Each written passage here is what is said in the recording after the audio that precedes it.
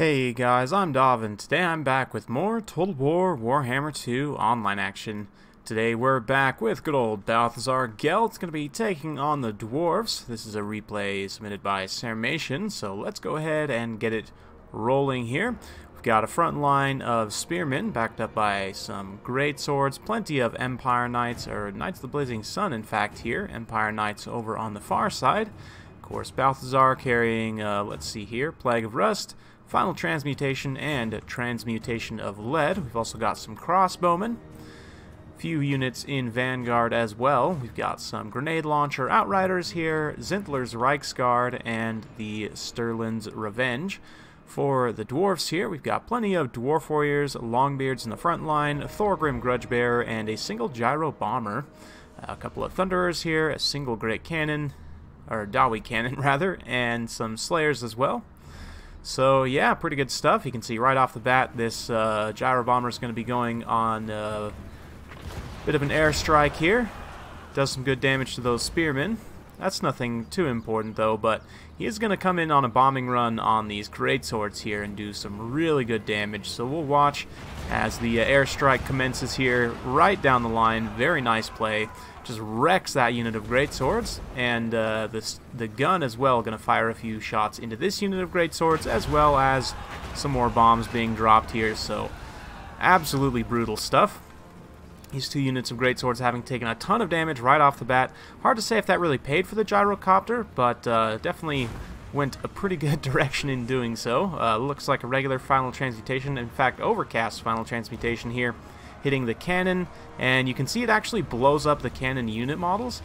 This is something that I've seen people do recently, using the kind of Spirit Leech, good against single entity spells, to actually destroy cannon models there, as well as doing a ton of damage to these characters, of course, the Thunderers as well. You can see Knights of the Blazing Sun pushing up through the back line here.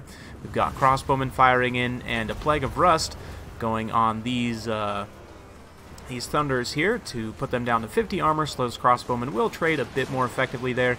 But a brutal volley going into those Knights of the Blazing Sun as they turn about to charge into those Dwarf Warriors here. You can see the Gyro Bombers coming in, and it's going to try and use its mass to stop up this heavy cavalry. It can somewhat fire while moving, but it can't fire while it's in melee, so not going to be using up too much of the ammo there. Meanwhile, over here, these grenade launchers in a great position to start firing their grenades into this Dawi blob here. Normally we watch the Dawi explode other people, but this time, oh man, look at that high angle launch there. Beautiful stuff right into these Longbeards here. Doing some really good damage. And yeah, Empire Knights, or Zintler's Reichsguard rather, pushing up and around. The Stirland's Revenge as well with their AP missiles. They have a very high volume of fire, of course. Being Free Company, they have a full 90 unit models, but their Regiment of Renown trait is that they do have armor-piercing missiles, as well as immune to psychology, so very nice here. Immune to psychology doesn't really matter too much against the Dwarves, but Knights of the Blazing Sun going to come silence the last Dawi cannon here. Meanwhile, Spearmen just kind of holding the line against the Dwarf Warriors in the front. Obviously, they won't win that battle on their own, but they can at least hold them in place for some time. Meanwhile, these Longbeards now feeling the wrath of those grenade launchers. Crossbowmen still free to fire over here, not really being hunted too hard by any of these Slayers or Dwarf Warriors or anything. These two units of Empire Knights pulling away here, and Balthazar actually coming in to help rout off these Thunders here. He's up to 21 kills, so Battle Balthazar definitely pretty real at this point. The Gyro Bomber is going to get a bit surrounded here, as it has been trying to block up these heavy cavalry, as I said before. Not using up too much of its ammunition besides the bombs on that initial run, which granted did do a ton of damage, but it definitely should pull back up into the air at this point. Although the Empire has managed to achieve missile superiority just with the Stirland's Revenge here being online, plus these crossbowmen, because the Thunderers are more or less, you know, tied up in melee, not really online in shooting, so Empire with a bit of a missile superiority at this point. Also, obviously, mobility advantage. Yeah, Thorgrim going to feel the wrath of these Empire Knights and the Knights of the Blazing Sun as they charge in against these Longbeards here. Being held in place very well by the Sigmar's Sons. That's it. So many Empire regiments renowned in this game. It's hard to keep track. But yeah, I think we're just missing the 2 artillery pieces, or 3 artillery pieces rather, that the Empire can bring. But other than that, I think we have all the regiments of renown. I guess not the silver bullets either. But anyway, Empire Knights charging these Slayers in the face to try and help bail out Balthazar here since he was a bit caught up in them. But yeah, Sterling's Revenge also in the area. They're being hunted pretty hard by the Slayers. They would honestly trade okay against Slayers in melee, considering their stats. But still, it's not going to be super cost effective, so definitely very wisely pulling away there. And yeah, the Slayers still will be able to catch them, but thankfully they're not Dragonback Slayers, so they won't apply that speed debuff there. Meanwhile, these Empire Knights here finishing off some Thunders. The Dawi have definitely won the infantry battle, there's no question about that. Just a few Sigmar Sons holding out here. But the missile units and the mobile units for the Empire have been able to do quite a bit of damage. Still very even at this point, but you can see Balthazar is going to go ahead and fly in for one last overcast final transmutation on this pocket here.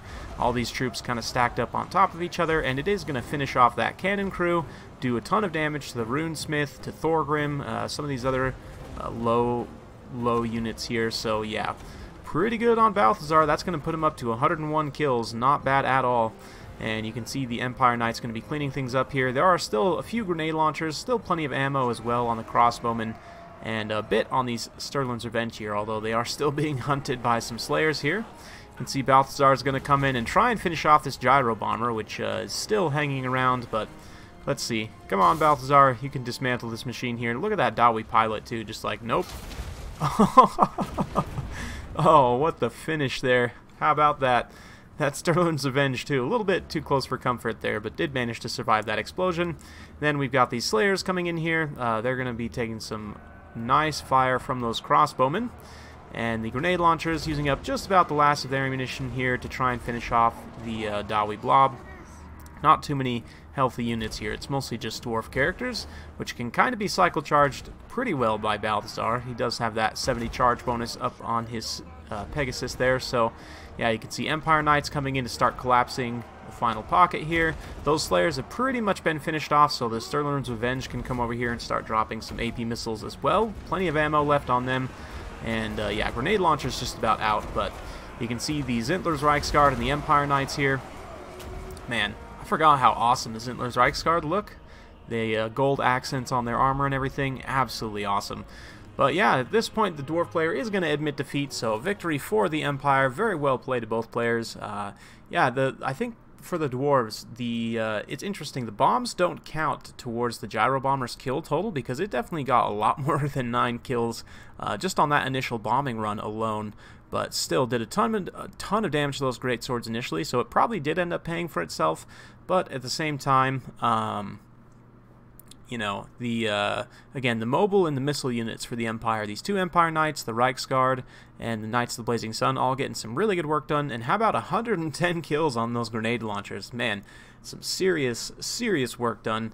With 102, the final one being the Gyro Bomber itself on Balthazar. Not bad at all. The Sterling's Revenge also got some good Overwatch fire in, 67 kills on crossbowmen, also very, very decent for such a cheap unit against the dwarves.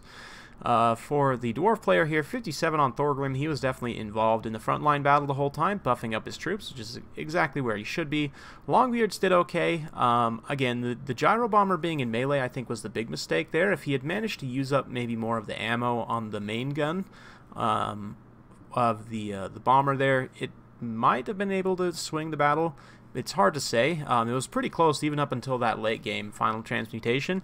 Maybe if he hadn't blobbed up for that late game final transmutation, you know, Empire might not have been able to pull it out. But nonetheless, still a very, very fun battle. Big thanks to Sarmation for submitting that one. This is an interesting matchup. You know, I definitely say, I would say as a player who plays a lot of Empire, that this is probably the toughest matchup for the Empire.